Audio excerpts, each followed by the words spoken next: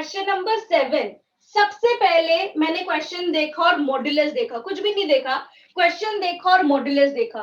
Modulus देखते ही मुझे क्या मालूम है, जहां पर भी मॉड्यूलस आ गया दैट मींस वो प्रॉपर्टी 3 का क्वेश्चन है, ब्रेक करने वाला है। मैंने आपको सिखाया है ब्रेक करना, कैसे डिसाइड करते हैं लिमिट कहां ब्रेक करेगी, कैसे डिसाइड करते हैं, मॉड के अंदर की वैल्यू को इक्वल टू 0 रख देना है। बिल्कुल बढ़िया, हमें मालूम है हम x की वैल्यू कहां पे ब्रेक होगी। ये कैसे डिसाइड होता है, ये डिसाइड होता है जो भी मॉड्यूलस के अंदर वैल्यू है इसे आप इक्वल टू 0 रख देते हैं।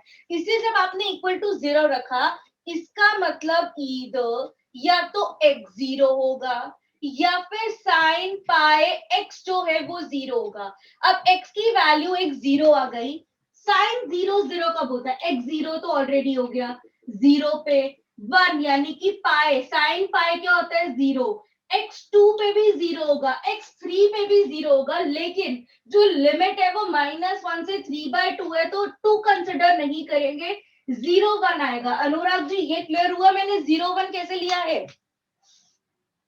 1 कैसे आई? बच्चा आप x की जगह 1 लो तो साइन पाई क्या होता है, साइन 180।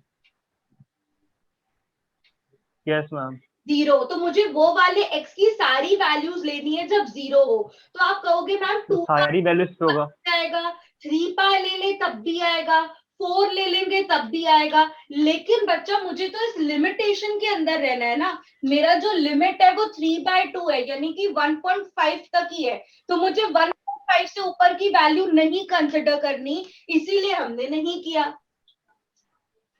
okay. भी क्लियर है कि x की वैल्यू 0 1 कैसे ली, x की वैल्यू 0 1, किसी को कोई दिक्कत? no. अब लिमिट कहां कहां पे ब्रेक होगी, दैट मीन्स -1 0, 0 से लेके 1, देन 1 से लेके 3/2। इस स्टेप तक किसी को कोई दिक्कत? सबसे पहले तो ये डिसाइड करते हैं लिमिट क्या ब्रेक होगी। अब मुझे चेक करना है कि वैल्यू पॉजिटिव होगी या नेगेटिव होगी, सो हम रफ वर्क करते हैं।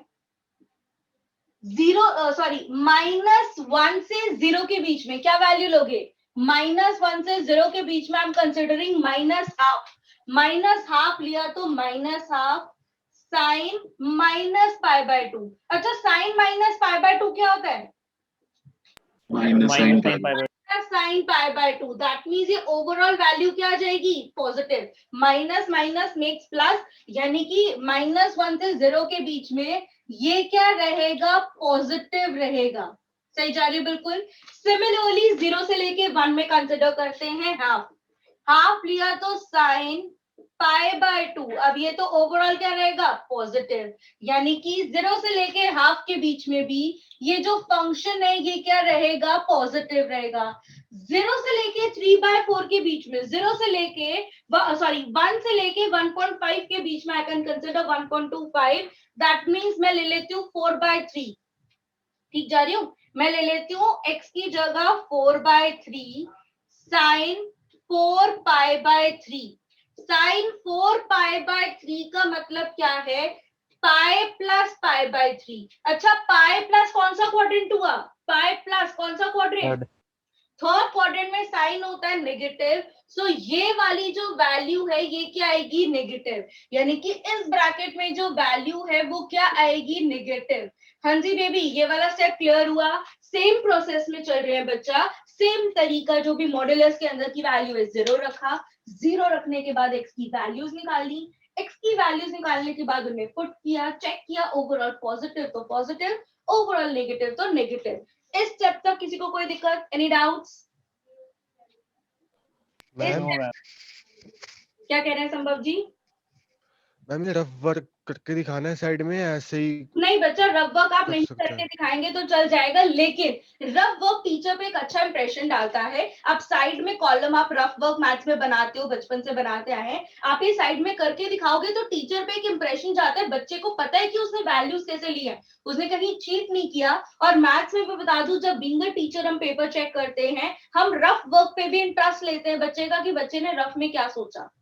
ठीक है, तो आप साइड में लाइन मार के रफ में अगर ये दिखाओगे तो एक अच्छा इम्पैक्ट जाएगा टीचर पॉइंट ऑफ व्यू से, लाइक उसको लगेगा कि आपने क्राम नहीं किया हुआ, आपने किसी से पूछ के नहीं लिखा, आपको लॉजिक पता है कि आपने कैसे प्लस माइनस किया है। ठीक जा रही हो? अब इसके आगे मुझे क्या करना है, अब इसके आगे ना पर्टिकुलरली इस क्वेश्चन के अंदर ना क्लेवरनेस है। आपने नोटिस किया कभी भी ऐसा होता नहीं था कि दो प्लस एक साथ आते थे, हमारे जो भी पीछे पास क्वेश्चन थे एक प्लस होता था, एक माइनस होता था, एक प्लस होता था। लेकिन अगर कभी भी ऐसा हो कि दो प्लस वैल्यूज या दो माइनस वैल्यू एक साथ आ जाए तो आप अपनी लिमिट्स को मर्ज भी कर सकते हैं। एक्चुअली मुझे डबल मेहनत से बचाने के लिए मैं कर रही हूँ, अदरवाइज मैं इसमें अलग इंटीग्रेशन करके upper limit minus lower limit करती, इसमें सेम करती, तो अपनी कैलकुलेशन को बचाने के लिए अगर दो प्लस या दो माइनस कभी भी एक साथ है तो हम उन्हें मर्ज कर सकते हैं। ये वाला स्टेप क्लियर है? आज से पहले किसी क्वेश्चन में ऐसा होता नहीं था। इसका इंटीग्रेशन क्या होगा? इसका इंटीग्रेशन बाय पार्ट्स, बिल्कुल बढ़िया, बाय बाय पार्ट पार्ट्स लगेगा बच्चा। बाय पार्ट्स में ये मेरा फर्स्ट और ये मेरा सेकेंड। अच्छा, साइन पाई एक्स का इंटीग्रेशन क्या होता है? साइन पाई एक्स का integration minus cos pi x upon pi. बिल्कुल बढ़िया, minus cos pi x upon में पाई। आगे का कार्यक्रम मैं आपके लिए छोड़ रही हूँ, बिल्कुल कंप्लीट आपको करना है, बाय पार्ट्स लगा के upper limit minus lower limit. मेरा बेसिकली कंसेप्ट यही था, ब्रेक करके लिमिट्स तक पहुंचाना। अब बताइए क्वेश्चन नंबर 7, किसी को कोई दिक्कत? Question number 7